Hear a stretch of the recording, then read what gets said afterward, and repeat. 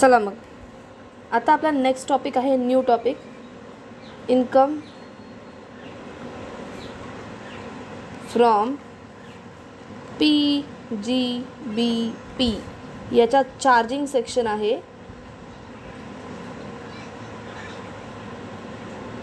Charging section म्हणजे PGBPमध्ये नक्की काय काय टॅक्सेबल असतं हे सेक्शन 28 मध्ये समजतं.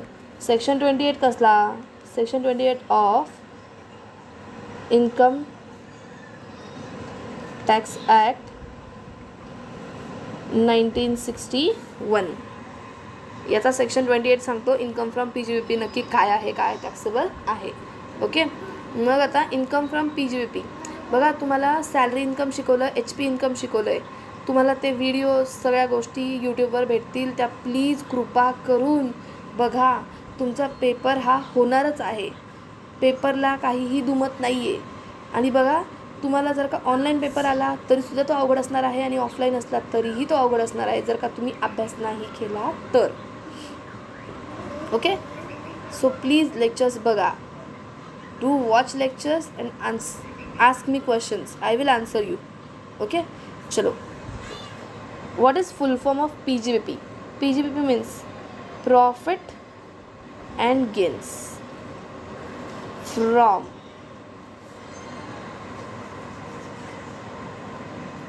business or profession. PGBP means profit and gains from business or profession. Okay.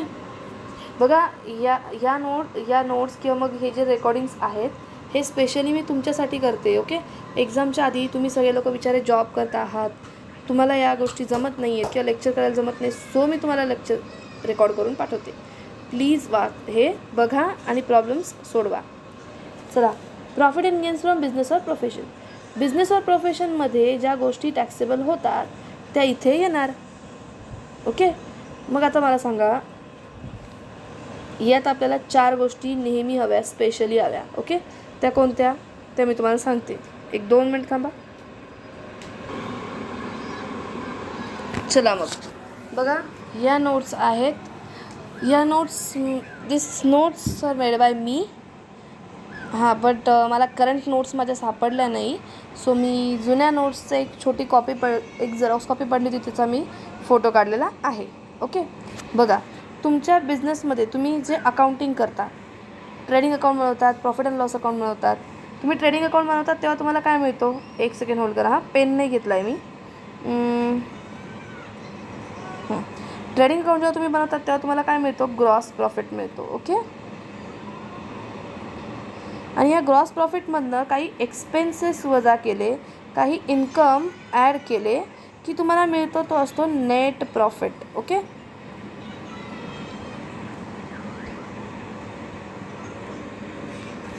की तुम्हाला मिळतो नेट प्रॉफिट. ओके.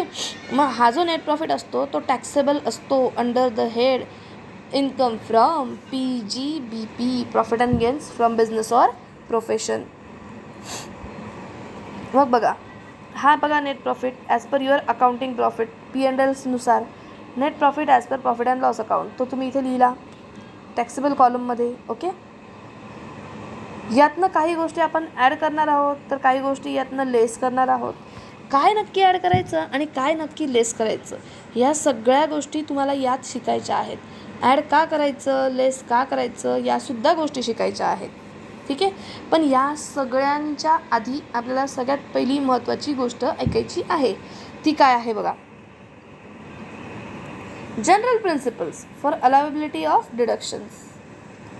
नाही, नको, हे नको बघायला. आधी आपण हेच वरचंच बघूयात. चला, expenses debited but not allowed as deduction. आजच्या दिवसासाठी आपल्याला फक्त एवढी एक गोष्ट बघायची आहे, expenses debited but not allowed as deduction म्हणजेच डिसअलाउड एक्सपेन्सेस. मग आपल्याला हे काय नक्की हे सगळं बघण्यासाठी एक गोष्ट बघावी लागेल. ती काय ती बघा, जनरल प्रिन्सिपल्स. म्हणजे हे जे एक्सपेन्सेस असतात, तुम्ही जे नेट प्रॉफिट बनवतात, प्रॉफिट अँड लॉस अकाउंट बनवतात, यात हे जे डेबिटला सगळे एक्सपेन्सेस लिहिलेले असतात, हे expenses should have been incurred in during previous year. तुमच्या प्रिव्हियस इयरमध्येच हे खर्च झालेले असायला हवेत. Second thing, expenses should be incurred for the purpose of business. बिझनेसच्या पर्पजसाठीच हे एक्सपेन्सेस काय झाले पाहिजे, इन्कर झाले पाहिजे. दॅट मीन्स जर का तुम्ही तुमच्या गर्लफ्रेंडला गिफ्ट घेता आहात तर ते गिफ्ट इथे तुमचा बिझनेस एक्सपेन्स नाही आहे. सो इथे P&Lमध्ये त्याला लिहिण्याचा हक्क तुम्हाला नाही. तुमच्या या प्रॉफिटमधनं या एक्सपेन्सला वजा करून तुमचा नेट प्रॉफिट कमी करायची गरज नाही, इथे करायचंच नाही, नॉट अलाउड. म्हणजे एक्सपेन्स म्हणून ही गोष्ट अलाउड होणार नाही. आफ्टर दॅट या सगळ्या गोष्टी तुम्हाला कळणार आहेत मी जेव्हा एक्झाम्पल देईल तेव्हा. सो डोंट हरी, आधी सगळं ऐकून घ्या. No deduction for discontinued business. Discontinued business म्हणजे जो बिझनेस चालूच नाही आहे किंवा बंद झाला आहे अशा बिझनेसचे एक्सपेन्सेस तुम्ही इथे P&Lच्या डेबिटला लिहिलेत, पण त्याची डिडक्शन टॅक्स पर्पजसाठी भेटणार नाही. उसके आगे expenses before setting up of the business is also not allowed. म्हणजे तुमचा एक्सपेन्स बंद झाला, बिझनेस बंद झाला आहे, बिझनेस बंद झाल्यानंतरचे खर्चही तुम्हाला अलाउड नाही आहेत ॲज अ डिडक्शन. तर तुमचा बिझनेस चालू व्हायच्या आधी, सेटअप व्हायच्या आधी, कमेन्समेंटचं तुमच्याकडे सर्टिफिकेट यायच्या आधी जे एक्सपेन्स तुम्ही केले त्याचीही डिडक्शन्स तुम्हाला इथे मिळणार नाही. आणि उसके बाद एक लास्ट रूल रह गया है. Reserves, bad debts, provisions or contingencies are not allowed as a deduction, but only bad debt is allowed as deduction. म्हणजे कोणी तुमचे पैसे बुडवलेले आहेत, बॅड डेब्ट्स केलेले आहेत, then it is allowed as deduction. But कोणीतरी फ्युचरमध्ये तुमचे पैसे बुडवणार आहे आणि त्यासाठी तुम्ही आत्ताच प्रोव्हिजन करून ठेवली, RDD केलं, RDD.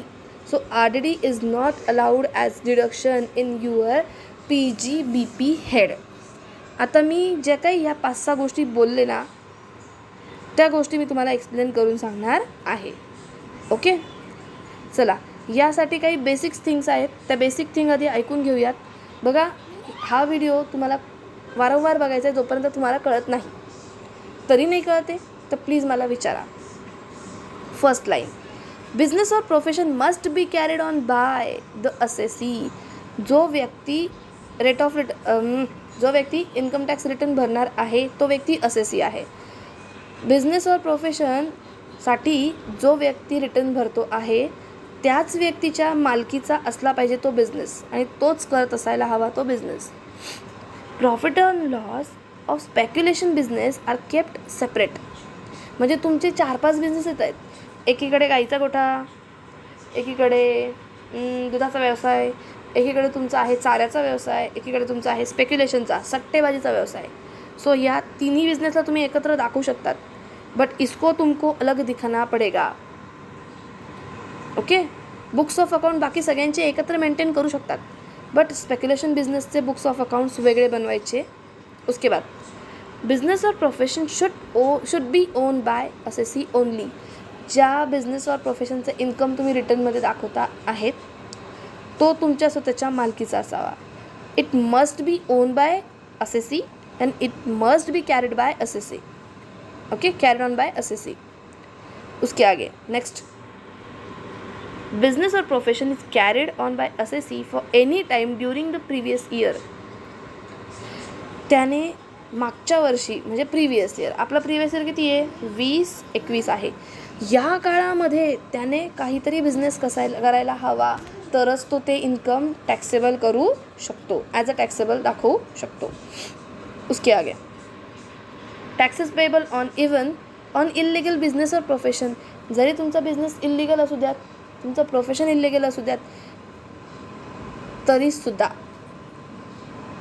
You must pay tax. मतलब tax is payable on that income also. आगे, expense must be related to business which were debited to P&L, otherwise add back in the net profit, म्हणजेच disallowed. याचा अर्थ तोच आहे की expense हा personal purpose नको, बिझनेस पर्पज असायला हवा. उसके बाद income not related to business which were credited to P&L less from the net profit. Okay, हा पॉईंट थोडा वेगळा आहे, पण तरी ऐकून घ्या. इन्कम असे जे तुमच्या बिझनेसमधनं नाही मिळालेत, पण ते तुम्ही बिझनेसच्या अकाउंटमध्ये लिहून ठेवलेत, त्यांना तुमच्या PGBP कॅल्क्युलेशनच्या वेळेला लेस करायचं. फॉर एक्झाम्पल, पप्पांनी मला दिली गिफ्टमध्ये कार.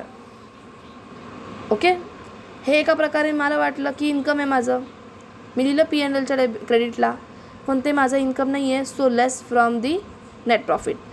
ओके, किंवा माझ्या बायकोने मला गिफ्ट म्हणून 50,000 रुपये कॅश दिली असं एखादा बिझनेसमॅन म्हटला, त्याने ती 50,000 इन्कम म्हणून त्याच्या बिझनेसमध्ये लिहिले, तर त्याला सांगायचं no, this is not an income.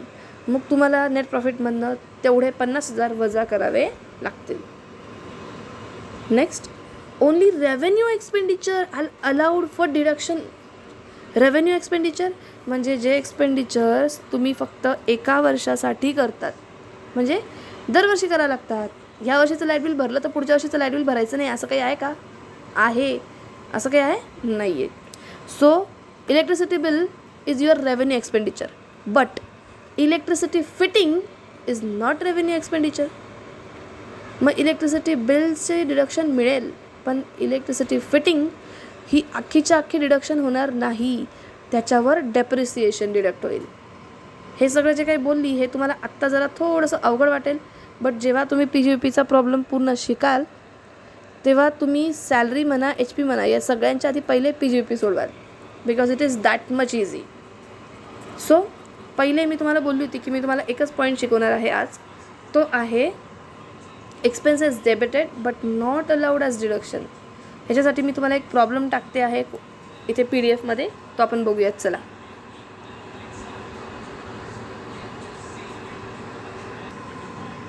C, हा आहे तुमचा प्रॉब्लेम PGBPचा. P&L दिलेलं आहे तुम्हाला मिस्टर शांतीलाल शेळकेचं. ओके, या व्यक्तीचा ग्रॉस प्रॉफिट आहे 4 लाख आणि या व्यक्तीचं नेट प्रॉफिट आहे 2 लाख. आपल्याला काय बघायचं आहे? एक्सपेन्सेसचं. ओके, एक्सपेन्सेस बघा, लक्ष द्या. तुम्ही इथे 4 लाख रुपये तुमचा ग्रॉस प्रॉफिट होता, एवढे सगळे इन्कम ॲड केले, ह्यांची टोटल इथे केली, यातनं तुम्ही एक्सपेन्सेस मायनस केले आणि उरला तुमचा नेट प्रॉफिट. आता तुम्ही या 2 लाखावर टॅक्स भरणार आहात, पण तुम्ही या 2 लाखावर टॅक्स भरणार आहात, तुम्ही पात्र आहे का 2 लाखावर टॅक्स भरायला, हे आपल्याला चेक करायचं आहे. मग बघा, इथे तुम्ही डेबिटला जे एक्सपेन्सेस वजा केलेले आहेत ते खरंच वजा करण्याच्या लायकीचे होते का ॲक्च्युअलमध्ये? हे अलाउड होते का की डिसअलाउड होते? बघूयात. सॅलरी बिझनेस एक्सपेन्स आहे, so allowed. Advertisement is also business expense, so allowed. Fire insurance business expense आहे, allowed. Office expense business expense आहे, अलाउड आहे.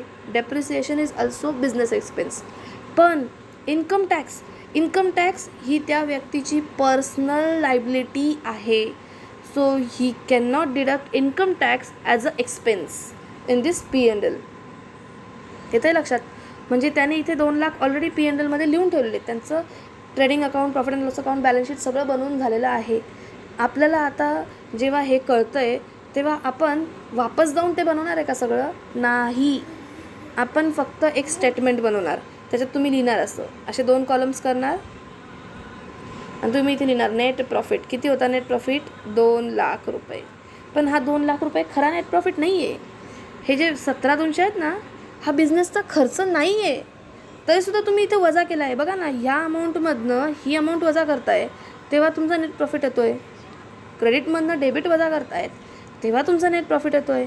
आणि तुम्ही इथे 17,200 वजा केलेत इन्कम टॅक्सचे, पण तो ॲक्च्युअलमध्ये बिझनेसचा खर्च नाही. This is your liability, so this is disallowed as expense. म्हणजेच तुमच्या नेट प्रॉफिटमध्ये एवढी अमाऊंट काय करायची? ॲड करायची. मग तुम्ही इथे लिहिलं ॲड डिसअलाउड एक्सपेन्सेस मधला इन्कम टॅक्स. किती? 17,200.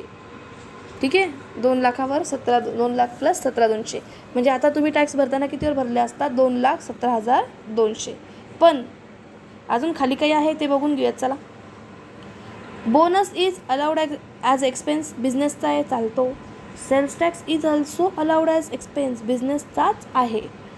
इंटरेस्ट ऑन बँक लोन हा पण बिझनेसचा एक्सपेन्स आहे. पण see here, RDD reserve for doubtful debts, this is not your expenses. तुम्ही हे फक्त प्रोव्हिजन करून ठेवलं आहे. कशासाठी? तुम्हाला माहिती आहे की फ्युचरमध्ये तो पैसे बुडवणार आहे तुमचे. तुम्ही आत्ताच काय केलं, प्रॉफिटमधनं तेवढी अमाऊंट बाजूला काढून ठेवली. हे पण तुम्ही बाजूला काढून ठेवली, खरंच तुमचा तोटा झाला आहे का? नाही झाला आहे. म्हणजे हे 7,000 अंदाजे अनुमान लिहून ठेवला होता तुम्ही. म्हणजे हे 7,000 रुपये खरंच लॉस झाला आहे का तुमचा? नाही झाला आहे. का बरं वजा केला मग? Not allowed. म्हणजे तुमचे ते 2 लाख होते, त्याच्यामध्ये तुम्ही ॲड केले होते 17,200. त्यात अजून एक गोष्ट ॲड करणार तुम्ही, 7,000 रुपये. कसले? RDDचे. म्हणजे बघा याचा अर्थ तुम्ही 2 लाख प्लस 17,200 प्लस 7,000 ना, 0 0 2 7 दुणे 14, 4 ह्याच्याला 1, इथे आला 2, इथे आला 2, 2,24,200. एवढ्या अमाऊंटवर तुम्हाला आता टॅक्स भरायचा आहे. आलं का लक्षात? हे आहे तुमचं टॅक्सेबल इन्कम फ्रॉम PGBP. बघा मी तुम्हाला फक्त एकच कंडिशन शिकवली, अजून इकडचीच कंडिशन चालू आहे, इकडचं काहीही नाही. असं आलं तुमचं टॅक्सेबल इन्कम फ्रॉम PGBP एका कंडिशनला सॉल्व्ह करून. ती कंडिशन काय आहे की तुम्ही एक्सपेन्स डेबिट केला, इथे डेबिट केला तुम्ही, म्हणजे तुम्ही ग्रॉस प्रॉफिटमधनं तो एक्सपेन्स वजा करताय आणि वजा करून तुमच्याकडे येतो आहे नेट प्रॉफिट. पण जर का तुम्ही चुकीचे खर्चही वजा कराल आणि नेट प्रॉफिट कमी दाखवाल, मग तुम्हाला टॅक्स पण कमी बसेल. झोल केला की नाही तुम्ही? झोल is not allowed in your income tax. आलं का लक्षात? पुन्हा ऐका, तुम्ही इथे बायकोला गिफ्ट दिलं 1 लाखाचं, म्हणजे तुमचा नेट प्रॉफिट अजून कमी झाला. किती झाला? 1 लाख झाला. मग तुम्ही काय 1 लाखावरच टॅक्स भरणार आहे का? नाही. गव्हर्नमेंट म्हणतं गिफ्ट टू बायको is not allowed as a deduction, so ये वापस इसमें ऐड बैक हो जाएगा 1 लाख रुपया. आलं लक्षात? म्हणजे इथे तुम्ही टॅक्स भरणार आहात ते करेक्ट अमाऊंटवर टॅक्स भरायचा आहे. तुम्ही सांगितलेली अमाऊंट इन्कम टॅक्स ऐकणार नाही. इन्कम टॅक्स ॲक्ट म्हणतो मी सांगेल कोणत्या गोष्टी अलाउड, कोणत्या गोष्टी डिसअलाउड. डिसअलाउड आहेत त्या गोष्टी तुम्ही ॲड करायला हव्या. त्या डिसअलाउड एक्सपेन्सेसवर सुद्धा तुम्ही टॅक्स भरायला हवा. हा आहे तुमचा PGBPची स्टार्टिंग व्हिडिओ. थोडंसं अवघड आत्ता जरी वाटतं आहे तरी this is not so hard. This is very very very easy. You all are going to do with me this PGBP. Okay, चलो ये वीडियो देखो, उसमें कुछ डाउट है मेरे को मैसेज डालो.